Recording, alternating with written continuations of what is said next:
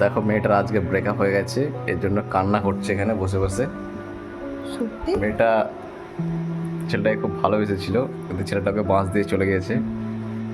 বর্তমানে এটাই হয়, কারণ মেয়েরা তো ভালো ছেলেদেরকে পছন্দ করে না, সে খারাপগুলোকে করে। এর জন্য দেখো মেয়েটা বাঁশ খেয়েছে আর এখন কান্না করছে আর স্যাড হয়ে বসে আছে এখন। তা আমাদের বাড়ি এসছে বলে তো কান্না করতে পারছে না আর কি, তাও চোখে অনেক জল চলে এসছে। আপনি কিছু বলতে চান?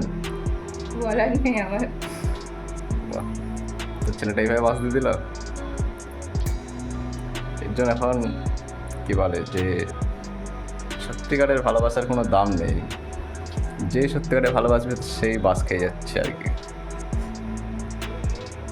আর এই মেয়েটা তাকে দেখছে, এরও আছে কিছুদিন পরে বাস বড় সড়ো করে বাঁশের মতো কাজ করলে তো বাঁশ হবে।